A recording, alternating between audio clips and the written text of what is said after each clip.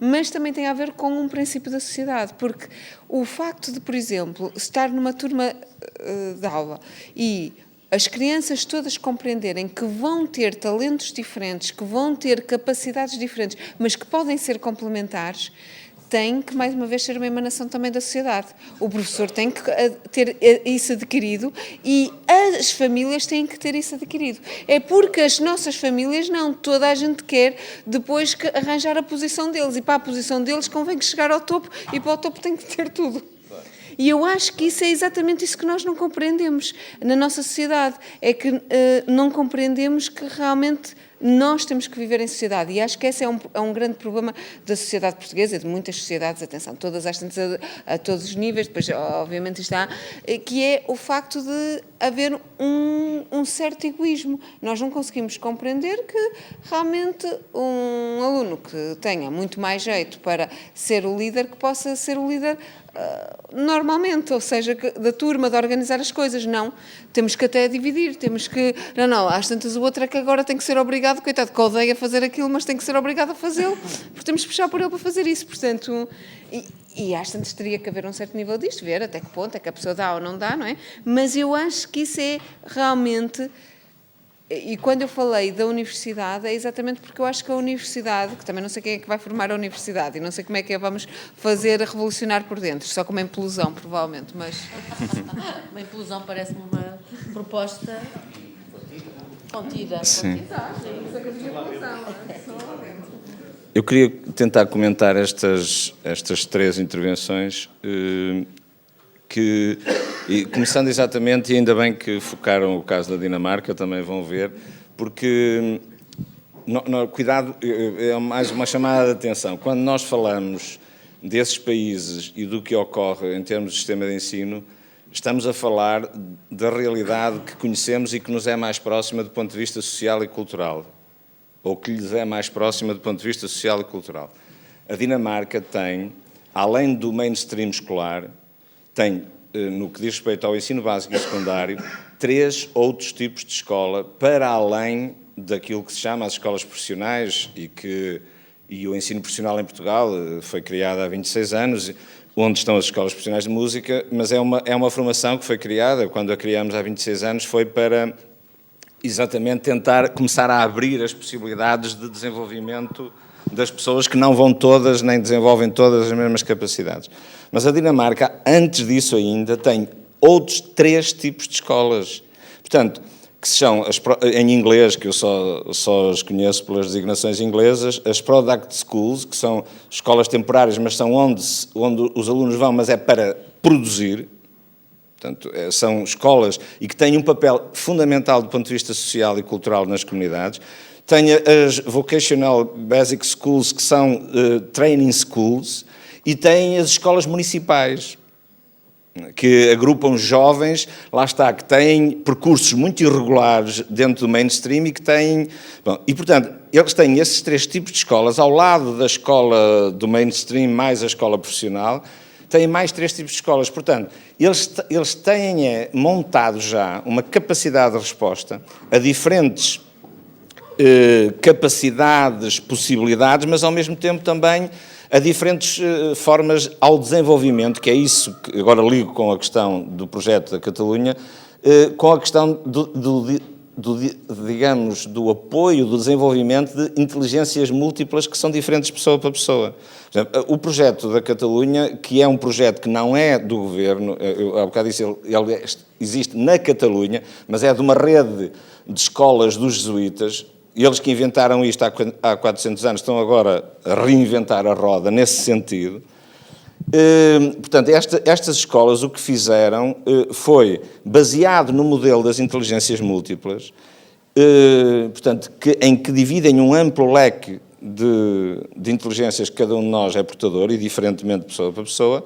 Eles, desde o pré-escolar, começam a trabalhar isso, trabalham muito no mesmo modelo que aqui referiram do pré-escolar, por exemplo, da Dinamarca ou da Finlândia, dos países nórdicos em geral, onde desenvolvem muito essa capacidade de autonomia, de autocrítica, de se pensarem, mas onde essa questão entra, e a partir do 5º e 6º ano, que é aí só que está a ser feita essa experimentação, eles estão a ser capazes de levar isso para níveis que não o pré-escolar. Portanto, estão a introduzir isso no primário e no secundário.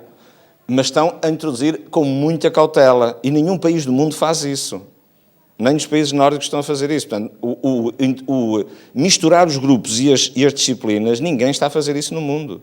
Portanto, mas há países que estão... A Finlândia agora vai fazer a mistura das disciplinas, vai criar os tais projetos integradores de educação, mas lá está. Mas isso só é viável também alterando os grupos de turma. Portanto, eu acho que se está a caminhar, claramente, há muitos anos que se estava a dizer isso, mas que se está a caminhar nesse sentido. E a experiência que na Catalunha se desenvolve, junto desses alunos de 5º e 6º ano, que ainda não é propriamente ensino diferenciado, muito diferenciado, há uma capacidade de responder às motivações, às capacidades e possibilidades de cada um, muitíssimo exigente. Aquilo sim é desenvolver todos e dar oportunidades a todos. A uns umas coisas, a outros outras. É isto que nós temos que meter na cabeça. Portugal desenvolveu, até por causa do processo típico que o 25 de Abril significou em Portugal, desenvolvemos muito uma lógica de que o igual para todos é o melhor para cada um. Somos todos azuis. Pronto.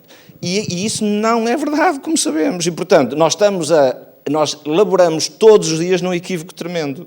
E isso tem consequências, não é? E, portanto, uma das consequências é deixarmos 30% pelo caminho. Mas há outras. É de termos gente que vai fazer coisas que nada lhes diz, bom, e por aí fora. E estão muito pouco realizadas do ponto de vista humano.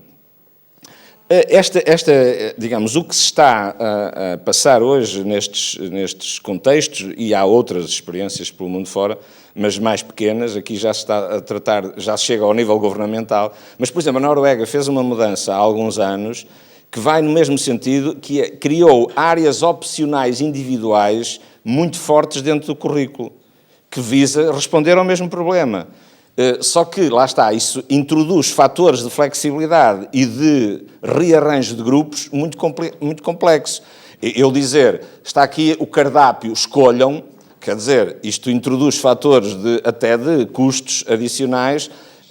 Bom, tem custos que é preciso ponderar, tem outros que podem, digamos, pode haver aumento de custos de um lado e diminuição noutros, mas tem que ser bem ponderado. E, portanto, nós estamos a introduzir elementos dentro do sistema, todos estes que eu referi até hoje, que visam responder à mesma questão. É como proporcionar a melhor oportunidade educativa para cada um. Não? Porque todos já estão lá. Até 89 o sistema cresceu, foi escolarizando níveis progressivamente mais elevados. Hoje temos a população toda na escola. O problema é que a maquinaria escolar, como eu costumo dizer, centrifuga 30%. E 30% é muita gente. E nós não estamos a conseguir dar esse passo. E eu creio que, agora voltando à questão da política e dos professores, e por isso é que eu dizia há bocado, o grande desafio dos próximos anos é como os sistemas vão evoluir inapelavelmente neste sentido, sob pena do ATL ser uma desgraça completa, não é? E cada vez atingir mais jovens, não é? Que não fazem mais nada do que estar parqueados escolarmente para não entrarem no mercado de trabalho tão cedo, e cada vez mais isto vai entrar no ensino superior. Os primeiros anos do ensino superior vão ser cada vez mais parte do parque escolar, do parqueamento. Para que isto seja evitado, nós temos de começar mais cedo e de outro modo, e temos de ter, digamos, esta percepção política de que é preciso caminhar noutro sentido, e isso passa por todos os partidos, por todas as áreas políticas, tem que se estudar muito mais, refletir muito mais sobre o que está a acontecer e conhecer o que se passa. Que é uma coisa que a maioria dos dirigentes políticos não conhece sequer o país e a realidade. Estas escolas, ainda há pouco tempo, uma senhora que era contra estas possibilidades de construir alternativas para estes jovens de que eu vos falava há bocado, da cidade do Porto, saiu do Ministério da Atividade Política, regressou à sua escola e encontrou um clima insuportável nas salas de aula. E agora é 300% de acordo com o que a gente defendia, que conheceu a realidade de hoje. Não é? Portanto, nós precisamos de ter essa elite dirigente. Nós temos um problema da elite dirigente gravíssimo, isso é verdade. Não é questão dos políticos, é em todas as áreas. Na cultura é igual, em todas as áreas. Portanto, A questão é que nós precisamos de a renovar, de a enriquecer, de lhe introduzir elementos novos. Na ciência progredimos muito, mas precisamos de progredir noutras áreas onde não houve esses incentivos, não é? Sim, e não podemos parar, é óbvio.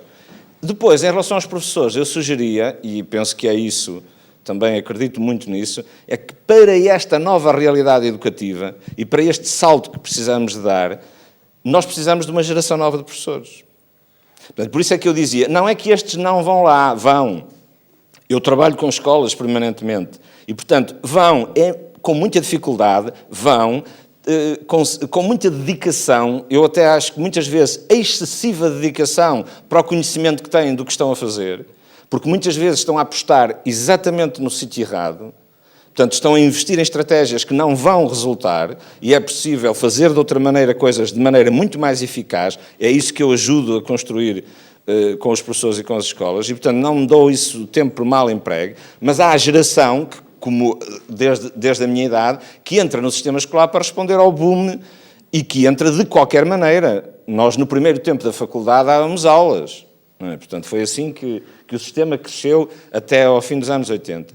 Nós hoje precisávamos de preparar uma geração para daqui a 10, 20, 30 anos ser a geração que estivesse a dirigir e a lecionar nas nossas escolas. Mas tem que ser formada de outro modo completamente distinto. Aí o ensino superior está a fazer pessimamente a formação de professores. Eu tenho defendido isso. Porque nós hoje devíamos estar a fazer a formação dos professores para esse modelo, para esses anos. E isso implica, como eu dizia há bocado, nós falamos, deixem-me só meter aqui o parênteses da Finlândia, de que se fala sempre.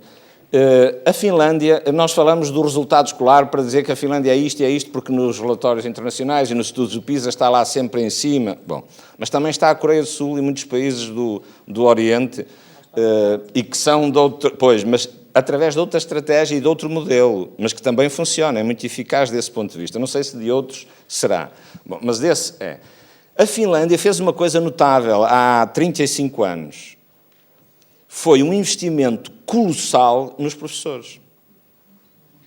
E não desistiu durante esses 35 anos. E o que é que fez, em particular? Fez isso, coisas tão simples como essa. Só vai para cursos de formação de professores jovens que tenham no secundário médias X. Começa logo aí. Por isso é que eu tenho proposto 16. Quem é que hoje vai para cursos de formação de professores? Em geral, médias de 11 e de 12.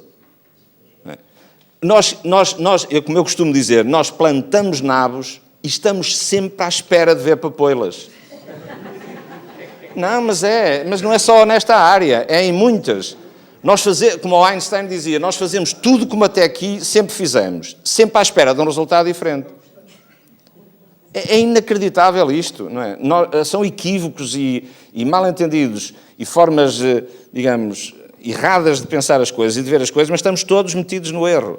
Portanto, os professores podiam ter, e esse nível, se nós na medicina só temos alunos com 18, 19 e 20, quer dizer, mas é por força de outros modelos, mas também por razões intrínsecas, nós podíamos, na questão dos professores, mudar, e isso é mudar um despacho. É vontade política, é a antevisão do problema, é pensar a 30 anos. Já que os chineses estão a entrar tanto em Portugal, podíamos influenciar-nos neste aspecto de pensar as coisas a médio e longo prazo. A segunda questão é ao nível profissional e remuneratório. Os professores são considerados uma componente dos servidores públicos essencial para o país. E, portanto, têm níveis, na Finlândia eles eram remunerados abaixo dos nossos, comparativamente, e melhoraram substancialmente o nível remuneratório e, sobretudo, os escalões e a progressão depois de serem profissionais, e criaram mecanismos de apoio às escolas e aos professores notáveis, do ponto de vista das agências públicas que fazem esse apoio. E, portanto, as escolas têm ali apoios contínuos permanentes e hoje, por exemplo, a regra de à primeira dificuldade os alunos são imediatamente apoiados. Na primeira classe. À primeira dificuldade escolar, não estamos a falar desse universo medonho chamado dificuldades de aprendizagem e alunos com dificuldades... atraso, não percebeu como é o abecedário, as vogais, não percebeu as vogais, é logo ali. Não percebeu os ditongos, é logo ali. Não percebeu qualquer coisa relacionada com a numeracia, é logo ali.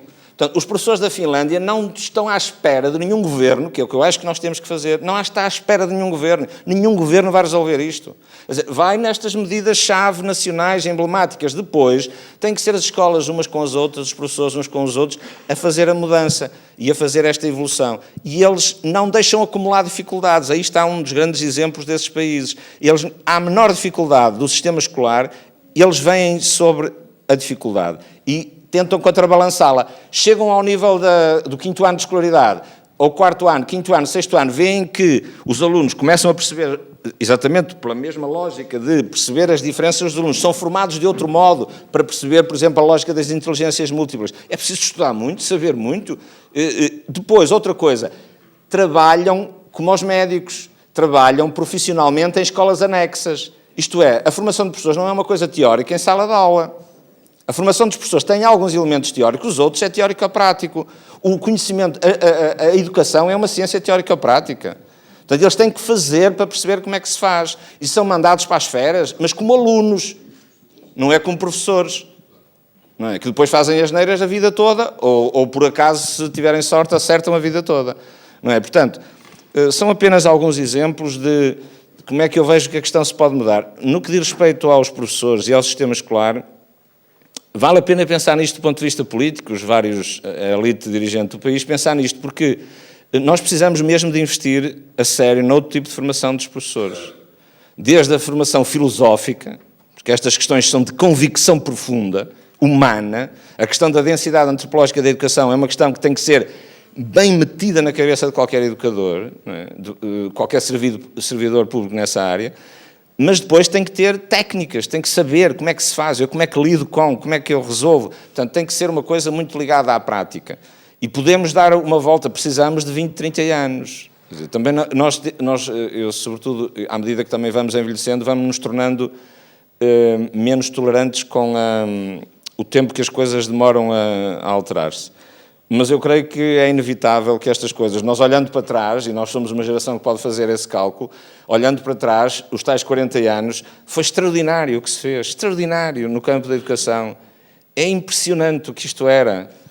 O Mega Feia deu o exemplo do secundário, mas podia ter dado o superior, que é ainda mais dramático, não é? E hoje são 400 e tal mil alunos. Portanto, nós demos saltos notáveis, a ciência é outro. Então, se formos comparar no campo da ciência, o antes de 25 de Abril e o hoje. Mas também no pré-escolar, não é? Nem existia o pré-escolar. E hoje temos 95% das nossas crianças aí. Portanto, são saltos de facto notáveis.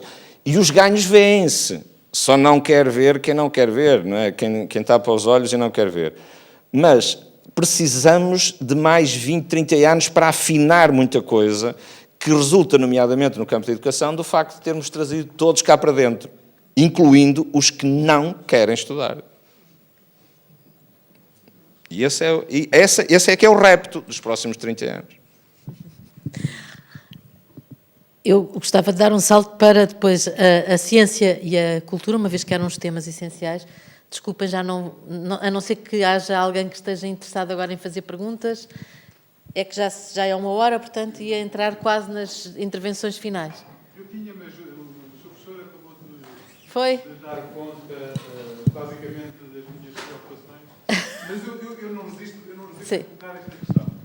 Que é confrontar um bocadinho com esta nova realidade de qual apenas se fala, que é os déficits, etc.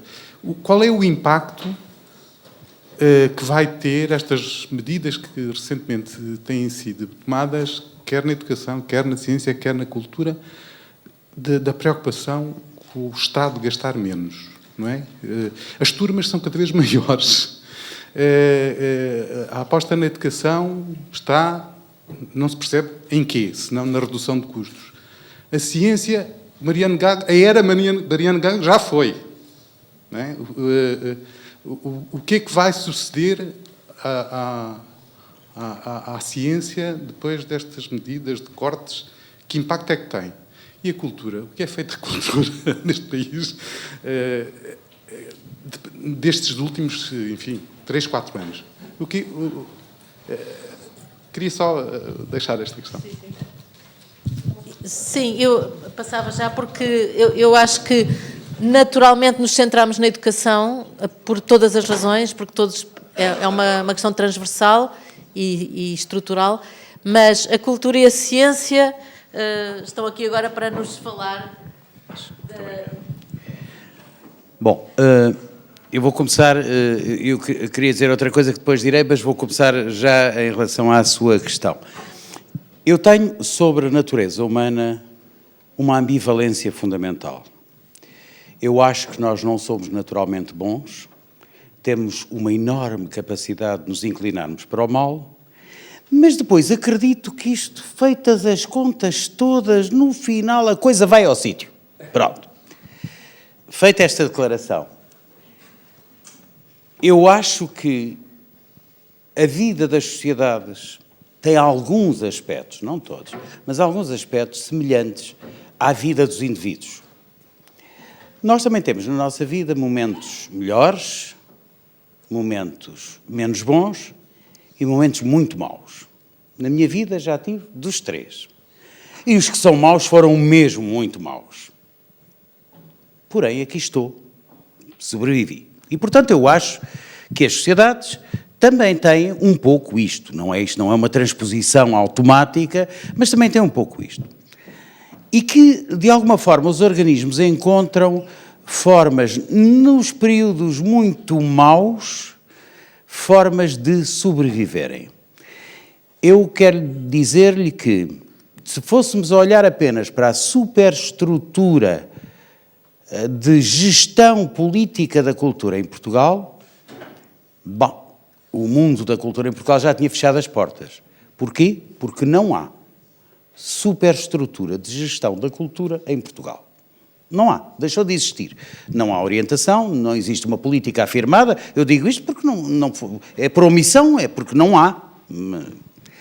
E é verdade que nisto, como na ciência ou como na educação, na cultura, é igual.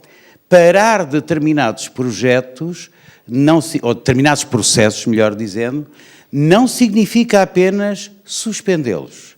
Na realidade, a consequência é que eles andam para trás. Tem que se voltar lá atrás e recuperar algumas pontas para se poder relançar os processos. Mesmo assim, quero dizer que em 4 anos, a capacidade de resposta do mundo cultural português, para mim, foi absolutamente surpreendente. E absolutamente excepcional. Eu não pensava à partida, perante a misérrima gestão da coisa cultural pelo poder atualmente investido, nunca pensei que a sociedade fosse capaz de responder e de responder criativamente da forma que o fez, a diversos níveis. É verdade que há iniciativas, é verdade que há companhias, grupos, etc., etc., que ou suspendam a atividade ou diminuem a atividade, etc., mas em contrapartida, a quantidade de iniciativas novas, estou a pensar nas artes performativas, por exemplo, mas podia pensar em quaisquer outras artes, a quantidade de iniciativas novas, a quantidade de espaços de apresentação de artes plásticas, por exemplo, a emergência de novos artistas, etc., etc., é uma resposta, a meu ver, muito surpreendente e muito encorajadora. Ou seja, o país que se habituou durante 3 ou 4 décadas a ir sempre para cima, mostrou agora que tem capacidade para aguentar. É resiliência, não é? Quer dizer, capacidade, a gente está aqui, mas mostrou essa capacidade para aguentar. É evidente que isto não substitui a necessidade de, rapidamente e em força, se encontrarem algumas direções para a gestão da coisa da cultura em Portugal. Porque a coisa da cultura são os departamentos, as instituições, as atividades públicas. E quando falo de instituições públicas e depois falo, naturalmente, de iniciativas que são de natureza privada, mas que dependem ou, pelo menos, se apoiam bastante num esforço de investimento público que aí está. Portanto, eu tenho alguma expectativa de que, tendo isto sido mau, no final a coisa seja outra coisa diferente, mas que encontre possibilidades, lá está, que o terreno, afinal, mostre que não ficou completamente ressequido e que é possível deitar outra vez umas sementes. Vamos lá ver quem é que as deita. Gostava de referir um outro aspecto desde o princípio, estava para referir, e que subjaz a uma série, passa por baixo de uma série de questões, de problemas que nós aqui identificámos na educação, na cultura, enfim, talvez na ciência não tanto, mas talvez em relação com uma outra observação que foi feita, tem a ver com isto. É que durante estas 4 décadas nós assistimos a uma mediatização dos valores sociais. O que é que eu quero dizer com isto? Reparem, há 40 anos eram famosos os cientistas, os escritores, os músicos, os cantores pop. E aí a coisa começou a... Hoje em dia quem são os famosos? Quem são? Os que estão nos shows de prime time nos canais de televisão. Já se chamam famosos. Na imprensa escrita diz, não sei o quê, os famosos. E eu vou correr ver... Perdi-me quem é este famoso e quem é esta famosa. Às vezes com a fotografia digo, e por que raio é que são famosos? É que nem sequer pelo aspecto, quer dizer. Mas isto significa que houve aqui uma alteração muito importante, alteração essa que tem muito que ver depois, ou melhor, alteração essa que condiciona as expectativas que são construídas. Ou seja, as expectativas que as famílias novas alimentam em relação aos seus filhos, aqui para nós é que elas sejam famosos. Sem perguntarem se a fama corresponde a qualquer substância ou se é apenas a vanglória de mandar a vancobiça dessa vaidade a que chamamos fama. Porque é nisso que estamos, é nessa vaidade a que chamamos fama, é no aparecer na televisão. E no aparecer nas revistas, cor-de-rosa ou de outra cor qualquer, mas aparecer nas revistas, os famosos. A expressão os famosos é para mim obscena, aplicada a estas pessoas. Mas são famosos por alma de quem? Nem por corpo, quanto mais por alma. Mas este aspecto eu penso que é um aspecto muito importante e que é um aspecto que provavelmente a escola também vai ter que gerir no futuro. Ou seja, como dar substância à expressão famosos e uma substância outra coisa que explique que efetivamente esta, quase diria, loucura da fama televisiva, da passagem mediática, que realmente, acho eu, e esse é que é o aspecto importante que tem a ver com isto, que eu acho que é importante, que é o que condiciona as expectativas. E, portanto, isto depois condiciona tudo. Por exemplo, não imaginam a quantidade de paizinhos que eu tenho lá nas escolas e que querem à viva força que os filhos sejam o melhor violinista do universo. Não, o meu filho só pode ser o melhor. Bom, está bem. Eu sei que todos os pais têm essas coisas em relação aos filhos, que os filhos são os melhores e tal. Mas um pouco de informação e cultura permitiria dizer que o melhor violinista do universo, só por uma hipótese ainda menor de ganhar o Euromilhões, é que acontece em nossa casa. E quando acontece, normalmente os pais não se apercebem disso. Ele é o melhor do mundo, mas é lá fora. E os pais acham sempre que, em vez de ter feito uma carreira como biólogo, agora resolveu tocar violino. Olha, que chatice. Normalmente é isto que acontece.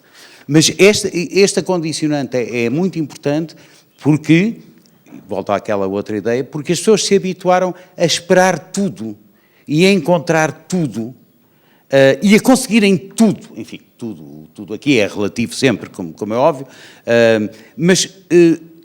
E entraram, de facto, num período de tempo em que já nem tudo é possível e, às vezes, até o que é essencial é posto em causa. Mas isto para voltar à história de dizer, nós temos que aprender a lidar com isto, temos que aprender a gerir as expectativas, volto sempre à minha coisa, porque isto é tudo um problema, para mim é um problema de expectativas, quer dizer, as pessoas de facto criam determinados quadros mentais referenciais e, portanto, é para eles que se orientam às cegas, a maior parte das vezes, às cegas. Muitas vezes batem nas paredes e o que nós queremos evitar é que haja o mínimo de pessoas possível a bater nas paredes, lá está, para não dar cabo do património, porque senão depois vai o dinheiro todo para recuperar o património. Eu acho que é muito importante esta ideia da crise, porque, no fundo, o que nós estamos aqui hoje, o resultado do que é o nosso planeta, é o resultado de uma evolução. Todos vocês já ouviram falar da teoria da evolução, mas não é uma teoria. É exatamente isto, em que nós somos um resultado de, em determinado tipo de circunstâncias, não quer dizer os melhores, mas os mais adaptados, os com as condições melhores para aquele tipo de problema que surgiu naquela altura, sobreviveram. E esses sobreviveram e simplesmente deram origem até aos próximos que noutra condição, e essas condições que exigem sobrevivência podem ser períodos que foram, e eu estou a falar até já de períodos antes sequer do ser humano chegar ao planeta Terra, não é? E, portanto, que depois da origem ao planeta Terra, podem ser períodos de 6 meses praticamente sem comer, e isso aconteceu, com certeza. Ainda acontece hoje, ainda temos regiões do globo em que temos um período de praticamente 6 meses em que a dieta da população muda completamente e, portanto, isso faz completamente que têm que se adaptar. E são aqueles que são os mais fortes, e quando eu digo mais fortes não é em força física, mas têm uma capacidade de adaptação, que há ali qualquer mudança que simplesmente permite e que obviamente depois vão passar simplesmente essas características à descendência seguinte. E isso acontece em todos os seres vivos. E, portanto, nós somos a consequência disso. As sociedades é exatamente isto. Portanto, o que se passa a nível individual, o que se passa a nível dos grupos de plantas, de animais, disto, daquilo, é exatamente o que se passa nas sociedades. E as sociedades são o resultado daquilo que, em determinado tipo de períodos, conseguiram fazer para o futuro, ou escolheram para fazer para o futuro. E isso é onde me preocupa mais, ou seja, eu não acho que os períodos de crise possam ser maus, podiam ser ótimos se nós simplesmente pudéssemos usar determinado tipo de características para pensar num futuro diferente. Agora, muitas vezes é exatamente isso que nós vivemos. Nós vivemos hoje em dia um bocadinho a sobrevivência a curto prazo. E sempre foi assim, em termos de evolução. O que interessa é sobreviver naquele momento. Agora, obviamente o caminho podia ter sido por aqui ou por aqui, ali, se essa característica, ao mesmo tempo, além de sobrevivermos ali, nos dá uma vantagem muito maior e fizemos um caminho muito mais interessante do que o outro caminho que seria. Portanto, isto sempre foi assim. E neste momento o que estamos é exatamente sobrevivência ali, a curto prazo, e isso é a sociedade, são os políticos, é a nossa elite. Ou seja, é a sobrevivência a curto prazo, é exatamente a fama ali que faz a diferença a aparecer na televisão, que não significa absolutamente nada, porque simplesmente aquela pessoa não tem coerência nenhuma, não tem base nenhuma para ser famoso daqui a 10 anos, tem fama para ser aqui porque apareceu na televisão naquele momento, mais nada, não há ali absolutamente mais nada, não é muito inteligente, não tem um talento especial, não tem absolutamente nada, portanto, e isso é realmente algo muito... faz parte da nossa sociedade, não é só da sociedade portuguesa, é um pouco de todas as sociedades. Fez parte diferente de, talvez, nós hoje em dia todos ouvimos falar do sucesso da Alemanha, mas o que é certo é que a Alemanha teve um bottleneck, não é? Teve uma destas crises enormes, que foi a Segunda Guerra Mundial e a ditadura que teve que levou à Segunda Guerra Mundial, não é? E, portanto, teve ali um aperto enorme. Mas o que é certo é que conseguiu pensar em algo para o futuro. Apostou imenso na educação, apostou imenso num determinado tipo de modelo, que eu acho que tem imensas críticas. Pessoalmente, eu conheço bem a realidade alemã, porque lido em termos de ciência muito, e acho que também tem imensas críticas, portanto, não é só algo positivo, tem imensas críticas. Em termos de educação, por exemplo, é um sistema que eu, pessoalmente, acho que é detestável, aliás, mas o que é certo é que teve um determinado tipo de sucesso para se implementar em determinado tipo de... E é isso que nós temos que pensar, é isso que nós, como sociedade civil, nos devemos obrigar a pensar para o futuro, como é que nós queremos sobreviver para o futuro. É isso que, e por exemplo, em cultura, pelos vistos, foi muito bem feito. Em termos de ciência, se nós continuássemos a crescer na era Mariano Gago, imaginando, obviamente às tantas... Era errado, era o que eu estava a dizer, estávamos a fazer assim, fez sentido, mas depois temos que mudar. E por isso é que é bom um bottleneck para fazer essa mudança. Agora, se estamos a fazer a mudança no sentido certo, é que eu tenho as minhas dúvidas. E esse é isso que nós temos que nos obrigar a pensar e obrigar a nossa classe política, porque são aqueles que nós votamos, a pensar no que é o futuro. Porque, senão, vamos andar sempre em ciclos constantes de bottleneck. Mas não crescemos, não fazemos assim. É simplesmente estamos sempre ali e parecemos o ratinho tonto a andar na roda. Apenas isso. E a questão A questão é de sobrevivência, mas tem que ser numa característica de sobrevivência agora com uma aposta futura. Para mim, eu acho que é isso. Eu queria só... Creio que vamos terminar a nossa conversa, embora, obviamente, podemos continuar a conversar ali. Eu sou jornalista há muitos anos, há 40, e nós, na altura, discutíamos a questão do analfabetismo, que tinha níveis elevadíssimos, não é? Nós, nessa altura, discutíamos na ciência, nem se discutia a ciência. Na cultura, a cultura era uma coisa para algumas pessoas. E hoje, a verdade é que aquilo que discutimos hoje já não tem nada a ver com o que discutíamos há pouco, com o que discutíamos há 40 anos. E ao longo da minha vida como jornalista tenho verificado que isto tem sempre avançado, felizmente, porque o mundo avança, não é? E porque, apesar de tudo, a Terra move-se.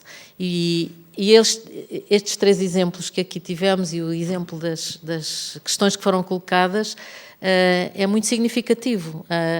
Provavelmente há 20 anos não teríamos esta discussão, teríamos de uma maneira completamente diferente. E, enfim, eu comecei por falar da conversa que nós tínhamos tido ali e que tinha que ver com as diferenças entre 2 filhos da mesma pessoa, portanto, as diferenças dos problemas que se colocavam, os mais velhos para os mais novos. E eu dei-lhe o exemplo de o meu filho mais velho que tirou um curso, um curso de Física, e que, de facto, teve uma carreira que continua a subir, e apesar de os mais velhos lhe terem dito: vais estudar Física, isso não dá para nada. Não sei para que é que vais estudar Física, que obviamente é um curso que dá preparação para tudo o resto. E depois, os 10 anos ou 12 anos mais novos, em que, para quê fazer depois um mestrado, um doutoramento? Para quê? Para quê se os meus colegas estão a trabalhar na Caixa do Continente? E, portanto, aquilo que nós estamos a discutir, os nossos filhos estão a ver, estão a viver e estão instintivamente ou naturalmente, porque são pressionados pela própria realidade, a responder a estas questões automaticamente. E o nosso papel é pensarmos sobre o assunto e tentarmos evitar que as pessoas que têm cursos de Física vão parar à Caixa do Continente, porque parece um desperdício total. Mas, se calhar, até nem gostavam nada de Física. No caso de Física é um bocadinho complicado ir para a Física sem gostar, tem que se confessar. Esta presença a vossa presença e o trabalho que aqui o Convento da Saudação está a fazer é muito importante para nós daqui a 40 anos, não estarmos a discutir as mesmas coisas. Não, António, por favor, então o que é isso, 40 anos? Que os nossos filhos daqui a 40 anos não estejam a discutir isto, estejam a discutir já muito à frente e já estejam a discutir o modelo de ensino, como é uma porcaria aquele modelo de ensino dos dinamarqueses e não era bem isto e não sei o quê, e havemos de continuar a pôr problemas novos e quando chegamos com as soluções já os problemas estão ultrapassados muitas vezes, mas enfim, é a lei da vida e felizmente estamos aqui para discutir. Obrigada a todos, daqui a um mês, mas não... No mês passado era mais fácil porque era um mês de 28 dias, fevereiro, era mesmo 28, agora 25 de abril, data entre todas importante. Temos aqui uma discussão sobre questões de... É o turbocapitalismo, isto é uma palavra que ali o Rui quis usar. Vamos ter aqui o João Ferreira do Amaral, o João Garcia Miguel e o José Bragança de Miranda a discutir. Estão todos convidados, depois podem fazer outras coisas no resto do dia 25 de abril, que há muitas coisas para fazer. Não. Explosiva, vai ser uma discussão... É explosiva, vai ser uma discussão explosiva. Nós tentámos não fazer grupos que fossem demasiado homogéneos, porque senão não há discussão, não é? E pronto, os sinais de fogo continuam. Agora há um almoço, não é? Provavelmente as conversas vão manter-se à mesa e vão continuar. Queres falar? Sim, eu queria só dizer 2 coisas. Só um bocadinho, aqui o nosso anfitrião. Não, só dizer 2 coisas. Era muito importante que eu acredito imenso, quando temos um debate com esta qualidade, Claro, faz sentido eu fazer isto. Eu estou muito contente porque é por isto que nós trabalhamos no dia a dia. Mas passem palavra, nós estamos na net, em streaming, à hora sempre das conferências. Temos muita gente, triplicamos, devemos ter 200 pessoas hoje a ver um debate onde tivemos 50 ou 60. Isso é importante por uma razão muito simples também, é que este ano, em que nós estamos justamente a discutir cofres cheios e listas VIPs, etc., e o debate dos mídias é completamente redutor, acho que existe uma responsabilidade da sociedade civil se questionar. E nós conseguimos passar pelo menos alguma mensagem. É um ano de praticamente vai haver 2 eleições importantíssimas para nós neste processo. E nós reivindicamos este espaço de diálogo para nós. E, de facto, eu lembro-me, quando vivi na Alemanha, no final dos anos 90, justamente, quando saiu o primeiro relatório PISA e a Alemanha caiu de cima e do 20º, pensavam que era o melhor sistema de ensino do mundo e apanhou logo com o lugar 20 e tal, 26, penso aí, foi um choque na sociedade. E eu assisti à sociedade alemã a discutir na televisão, não cofres cheios, nem listas VIPs, mas a discutir educação durante anos e anos a fio, só se falava de educação. Portanto, a sociedade civil mobilizou-se para questionar os seus grandes problemas. E nós não somos capazes de o fazer, não estamos ainda aí. Portanto, neste ano, que é um ano em que nós vamos pôr o boletim de voto, é muito importante que isto é o que nós podemos fazer aqui em Montemor, quer dizer, na província, numa pequena cidade, numa das mais pequenas cidades do país, é pormos esta discussão na sociedade civil, tentar aquela, no fim, quer dizer, nós no fim vamos fazer um livro, o último livro dos Sinais de Fumo. O que é que nós podemos fazer? Editamos um livro, arranjamos umas massas, fomos dar oferecemos um a cada deputado, mandámos para os 300 presidentes da Câmara do país, para a Presidência da República, para os diretores de jornais, fizemos a nossa militância. Quer dizer, podemos fazer a nossa pequena escala, depois vai sair também um livro, isto está na net, mas temos que aumentar estes canais de visibilidade. Portanto, passem palavra, mandem e-mails, também, para que pelo menos tenhamos um circuito alternativo de discussão ao circuito redutor dos mídias que existe hoje em dia. E mais, há um debate, além do próximo, que é muito engraçado, que é uma frase, o turbocapitalismo é uma pérola tirada do Helmut Schmidt, com a idade que tem, ainda tem estas frases maravilhosas, e roubado ao livro do Habermas, que o cita muito.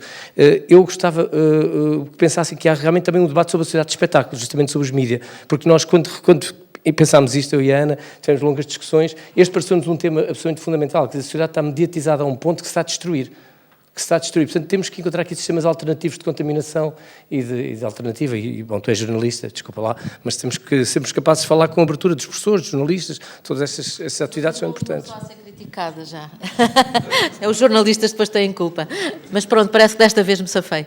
Também há da Viário, não é? Da Viário. Coitados, estão todos... Não, os da Viário, coitados, estão todos a recibos verdes e a ganhar pessimamente. Coitadinhos, são os desgraçados. Mais valia que os da Viário estivessem nos lugares de... Alguns dos da Viário deviam estar nos lugares de outros que lá estão sentados há 500 anos e que não desembolbem. Obrigada a todos e até ao mês que vem.